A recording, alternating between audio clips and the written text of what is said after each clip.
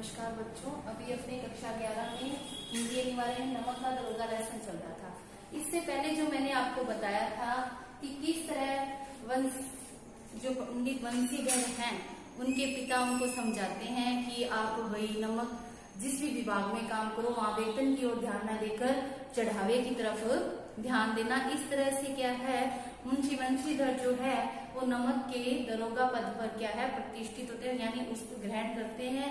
और वहां अचानक एक दिन वो सोए हुए होते हैं रात के समय, तो गाड़ियों की कुछ आवाज सुनाई देती है उन्हें, और वो वहां जाकर देखते हैं कि गाड़ियों में क्या भरा हुआ है। गाड़ियों में क्या है, नमक भरा हुआ होता है। वो जोर से अपनी ईमानदारी के साथ कहती है कि ये गाड़ियां किसकी है। वहीं उन गाड़ियों के पीछे पीछे आराम से सोए हुए वैभव जिनका बहुत प्रतिष्ठित व्यक्ति हैं, पंडित आलोपी दीन, वो अपनी गाड़ी में सोए हुए थे। अचानक क्या है कि जब उन्होंने कहा तो वहां से कुछ गाड़ीवान उतरकर, अब ये शुरू हो जाता है, पंडित आलोपी दीन अपने सजीले रथ पर सवार थे, यानी अपने सजीले रथ में वो सोए हुए थे आराम से, चैन की नींद, कुछ जागते और कुछ सोए हुए थे। इस प्रकार क्या है कि जब मुंशी वंशीधर ने गाड़ियां रोकी तो वहां से एक गाड़ीवान उतरकर आकर क्या है पंडित आलोपी दीन को उठाता है और कहता है कि हमारी गाड़ियां जो है रोक दी गई है। लेकिन पंडित आलोपी दीन जो है वो लक्ष्मी को ही सब कुछ मानते हैं, इसलिए वो कहते हैं कि कोई बात नहीं, ये तो होना ही था, लेकिन मुझे लक्ष्मी पर अखंड विश्वास है। जो क्या है कि बड़े बड़ों को क्या है सब न्याय और नीति के वो खिलौने हैं। तो पंडित आलोपी दीन जो है वहां जाते हैं और बोलते हैं क्या, यह कहकर पंडित जी ने अपनी बड़ी निश्चिंता से पान के बीड़े लगाकर खाए, फिर लिहाफ ओढ़े हुए दरोगा के पास आकर बोले, बाबूजी आशीर्वाद, कहिए हमसे ऐसा कौन सा अपराध हुआ है कि गाड़ियां रोक दी गई है। यानी वहां से उतरकर पंडित आलोपी दीन आराम लक्ष्मी पर अखंड विश्वास कि वही क्या है सब कुछ संभव करती है, और आकर वंशीधर जी कहते हैं कि बाबूजी हमसे ऐसा कौन सा अपराध हो गया है जो आपने गाड़ियां रोक दी। हम ब्राह्मणों पर तो आपकी कृपा दृष्टि बनी रहती है। वंशीधर रुखाई से बोले, सरकारी हुक्म। यानी जब आलोपी दीन ने बड़ी ही नरमाई से कहा कि आपने हमारी गाड़ियां क्यों रोकी, आप तो ब्राह्मणों पर क्या है आपकी रहमत बनी रहती है। तो लेकिन वो उस समय अपने पद पर थे, ईमानदार थे, इसलिए वो कड़क कर क्या है रुखाई से बोलते कि ये सरकारी हुक्म का काम है, आप ये गलत कार्य कर रहे हो, इसलिए आपकी गाड़ियां हमने रोक दी है। पंडित आलोपी दीन ने हंसकर कहा, हम सरकारी हुक्म को नहीं जानते और न सरकार को, यानी ना हुक्म को जानते हैं न सरकार को, हम तो सिर्फ आपको जानते हैं। आप बताओ, ये तो घर का ही मामला है, अपने आपस में क्या है सलटा लेते हैं।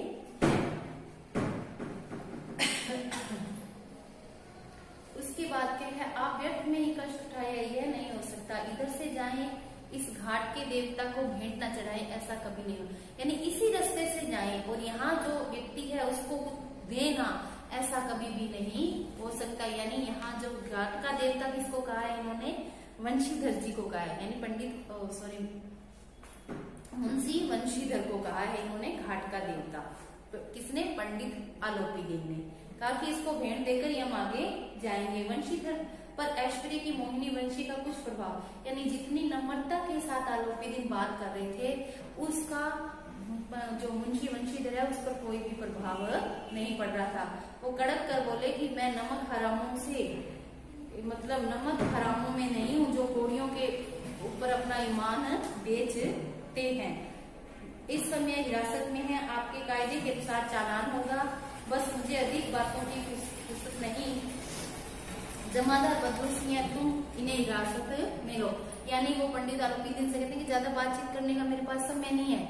अब आप क्या है कि कायदा जो है वो यही बनता है सरकारी हुक्म का कि आपका चालान कटेगा और आप हिरासत में आएंगे, और वो अपने सिपाही को ऑर्डर देते हैं कि इनको क्या है हिरासत में लीजिए। लेकिन पंडित आलोपी दीन वो जन क्या है आश्चर्यचकित हो जाते हैं, स्तंभित हो जाते हैं कि मेरे साथ ये क्या हुआ भाई, ऐसे कैसे, ये कह रहे हैं कि मैं तो वो अपनी ओर से रिश्वत देने के लिए क्या थे, तैयार थे। गाड़ी वालों में हलचल मच गई।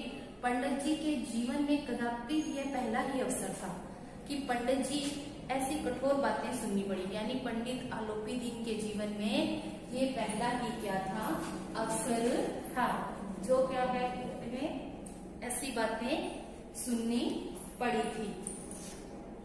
इस प्रकार से क्या है कि मतलब जब इतनी रुखाई से वंशीधर बोले तो ये अवसर पंडित आलोपीदीन के जीवन में पहली बार आया था कि मैं कुछ कह दे रहा हूँ, कोई लेने के लिए तैयार भी नहीं है, सिर्फ सरकारी हुक्म को ही माने जा रहा है।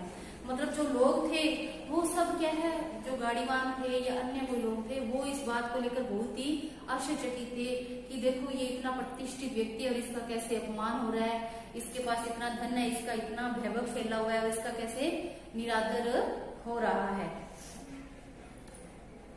बहुत दीन भाव से बोले बाबू साहब ऐसा न कीजिए, हम मिट जाएंगे, इज्जत दूर में मिल जाएगी, हमारा अपमान करने आपके हाथ क्या आएगा, हम किसी तरह से आपसे बाहर छोड़ेंगे। यानी आलोपीदीन जो है मुंशी वंशीधर को कहते हैं कि आप ऐसा मत कीजिए, हमारी इज्जत जो है मिट्टी में मिल जाएगी, हम और आप बाहर थोड़ी हैं, आप कहिए और मैं वो आपको दूंगा।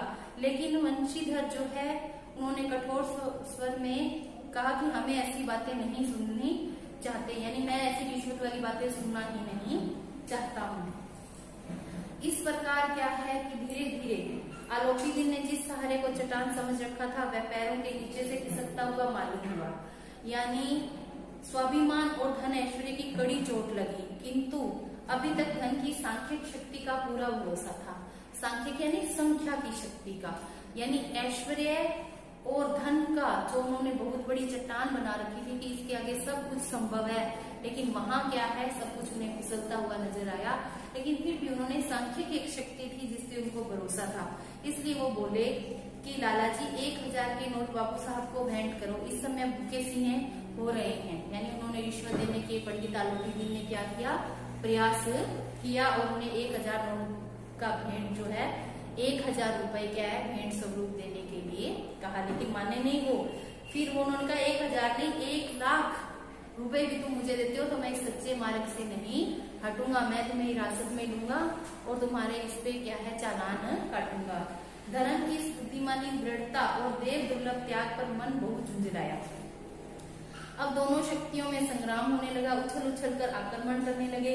1 से 5, 5 से 10, 10 से 15, 15 से 20, 20 से 25,000 20,000 तक नौबत पहुंची, किंतु अलौकिक यानी इतनी सांख्यिक शक्ति का उन्होंने बार बार आलोपीदीन ने क्या सांख्यिक शक्ति का उपयोग किया, लेकिन वह वंशीधर को क्या है बिल्कुल भी हिला तक नहीं सका, यानी विचलित नहीं कर सका। इतना धन रुपया आने पर भी वो कहता कि नहीं ऐसा नहीं होगा। वंशीधर अपने जमादार को ललकारा, बदलू सिंह मन में दरोगा जी को गालियां देता हुआ, यानी वो भी रिश्वत लेना चाहता था, इसलिए वो भी क्या है कि अपने दरोगा जी को मन में गालियां दे रहा था कि कितना बड़ी मतलब ये गलती करे, ऐसे नहीं पैसे ले ले और चले। अब अत्यंत दीनता से बोले साहब ईश्वर के लिए मुझ पर दया कीजिए, मैं 25,000 पर निपटारा करने को तैयार हूँ। अब आलोपीदीन को जब बदलू आगे बढ़ा वो तो आलोपीदीन ने कहा कि मैं 25,000 पर निपटारा करने के लिए तैयार हूँ, आप ऐसे कीजिए ये 25,000 रुपए लीजिए और मुझे यहाँ से जाने दीजिए। लेकिन वो नहीं माने, कौन वंशीधर जो दरोगा जी थे वो बिल्कुल भी रिश्वत लेने के लिए तैयार नहीं थे। असंभव भाव 30,000 पर किसी भी तरह संभव नहीं है, क्या 40,000 पर भी नहीं, 40,000 नहीं 40 लाख पर भी असंभव है। यानी मैं तुमसे क्या है रिश्वत नहीं लूंगा, मैं चालान काटूंगा और तुम्हें क्या है हिरासत में लूंगा। धर्म ने धन को पैरों तले कुचल दिया, क्योंकि वो ईमानदार ऑफिसर थे इसलिए वो अड़िग रहे और धन की इतनी बौछार होने के बाद भी क्या है कुछ नहीं हुआ। आलोपीदीन एक हष्टपुष्ट मनुष्य था, हथकड़ियों को अपनी ओर आते देखते ही वह क्या है विचलित हो गया और चक्कर खाकर वहां पर क्या है मुंह होकर गिर पड़ा। ये कहानी है इतनी। अब इसमें एक प्रश्न बनता है कि पंडित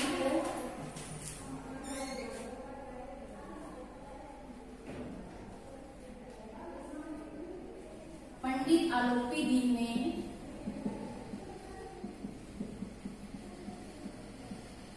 पंडित आलोपीदीन ने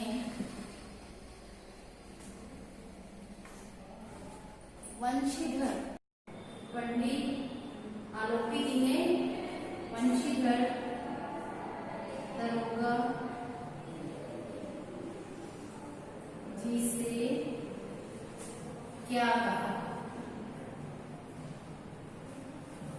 प्रश्न ये बन गया। दूसरा है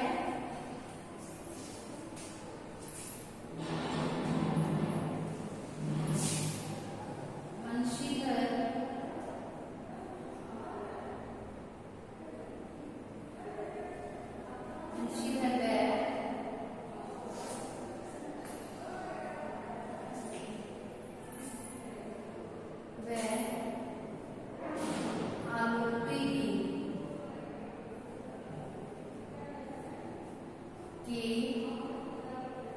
बीच कितने रुपए लेने देने की बात हुई। वंशीधर व आरोपी दिन के बीच कितने रुपए लेने देने की बात हुई।